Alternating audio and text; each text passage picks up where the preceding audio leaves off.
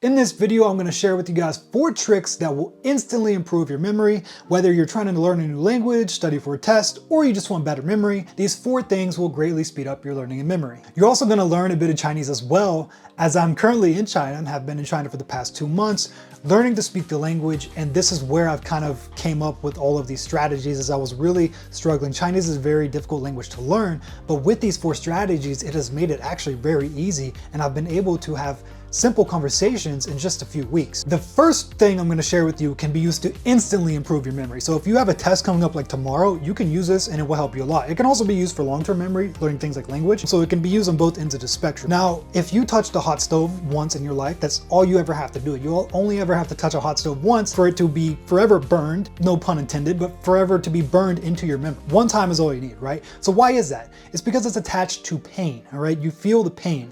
All right, and so now that pain is also attached to emotion, which is fear. So emotions, we feel emotions just as we feel physical pain.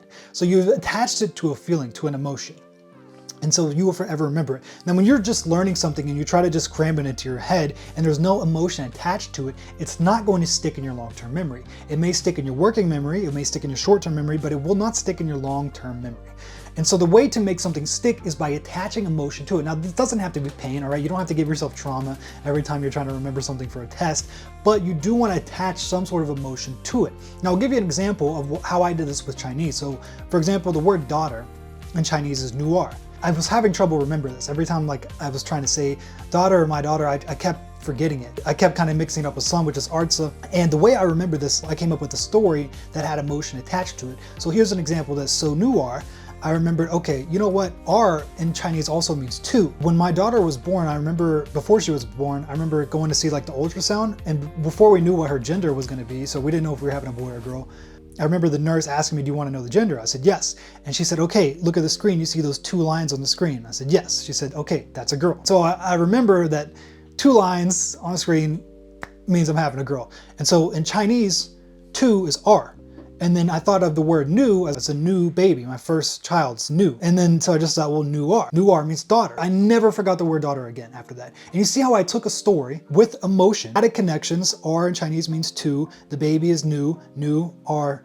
And I took a personal story from my life that has emotion connected with it and combined all of that together, and I will never forget this word ever again. You need to take connections plus emotions, you need to connect it together. Now, it doesn't have to be emotional either. If you could just make up some kind of connection, it can help.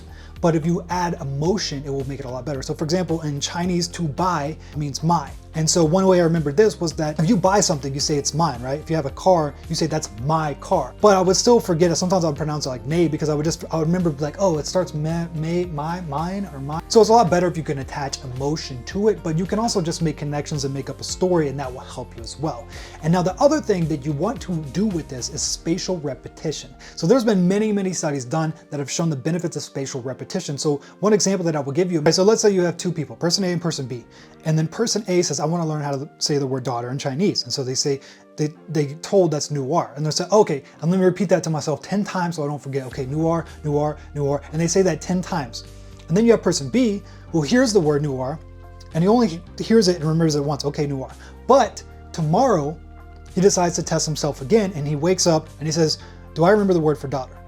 And if he does, he's going to have to retrieve it because it's been so long that it's no longer in the front working short-term memory, right? The person who was just repeating it to himself over and over and over, he's trying to cram it into his memory, and he's thinking that, oh, because I've said it this many times, I've highlighted it this many times, I've looked at it this many times, it's gonna be my long-term memory. But that's not how long-term memory works, okay? It also works from retrieval, right? If you're at a test, you cannot grab a book, right? You have to retrieve it. And when you retrieve something, then it is in your long-term memory. So if the next day this guy wakes up and he asks what's the word for daughter, or he's asked and he has to retrieve it, now he's not only exercising his memory, making it stronger because he has to retrieve that information, but he's also testing himself, did he remember that or not? Now you have the same volume here. Both of these people are doing it 10 times, right? But the person A just did it like right there thinking like, oh, this is gonna be, you know, faster, more efficient, let me just cram it in. Whereas person B is making a long-term connection, putting it into his long-term memory. He's really sinking it, searing it in there by doing spatial repetition. So if you connect these 2 things, you really just need these 2 things, spatial repetition and connecting it to emotion. And the other thing you can use is acronyms. So I think we've all heard of like, please excuse my dear Aunt Sally. That is something that's very, very good for remembering lists or just long lists of things, okay?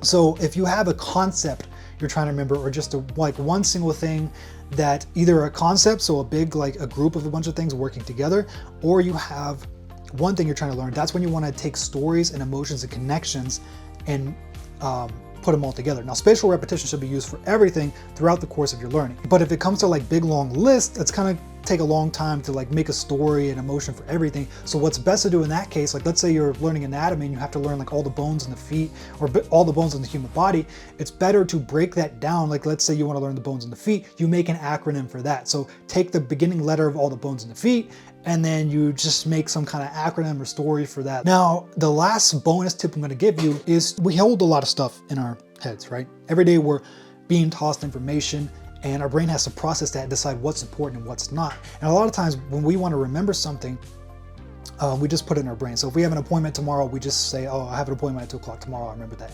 What I'm gonna advise you to do to help kind of clear up some mental RAM is everything that you don't need to retrieve. So if it's not a language or you're not studying for a test, if it's just something like you have an appointment tomorrow, you have this coming up, you have this going on, you have this birthday to go to, whatever it is, write it down, get it out of your head.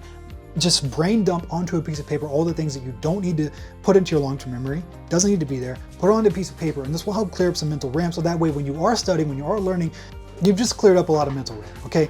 And it's just gonna make learning smoother. It's gonna relieve a little bit of stress and anxiety. You don't have all this clutter up there. And so that's just a little bonus tip. But the thing that's really going to greatly improve your memory instantly is by making stories, making connections, and then spacing out your learning rather than trying to cram in just one session. And now some people may think this, well, this takes too long or whatever, but it doesn't. And the reason why is because if you are doing this, right, it's actually shorter because you only have to make that story connection once, just like I said with the hot stove, and it's stuck there forever. When I'm learning a language, if I don't get a word, like I don't beat myself up about it. Like if I don't get a sentence right or a word, I just move on. Why? Because I'm gonna do it again tomorrow. And so I'm not sitting there like cramming, trying to just cram it in for hours saying I have to get it now, because I know I'm gonna do my spatial repetition. I'm gonna see it tomorrow, and then the next day, and then the next day. So you only have to spend like a little bit of time. You could just do like 15 minutes versus somebody who's trying to cram 8 hours in a day for a test, and then after the test, they won't remember any of it. So this is the most efficient way to do it, right? You only have to spend a little bit of time on it. You space it out. You make these stories and connections. The stories and connections may take a little bit of time to create, but it's actually less time in the long run because you're not having to go back and cram, trying to cram it into your long-term memory, because that's not how our long-term memory works. Make up stories, connections, emotions, use acronyms when there's long lists, space out your learning and your studying, and then also just try to get everything out of your brain that doesn't really need to be there, that you don't need for long-term memory. And this will greatly, greatly improve your memory. You'll be able to learn languages so much faster, study for tests so much faster. You'll be so much more efficient than everybody else. And that's really all I've got for you guys. So if you guys like this video, if you found value from it, leave a like and drop me a comment if it helps you guys out, and consider subscribing. So anyways, thank you guys for watching, and hope you all have a great day.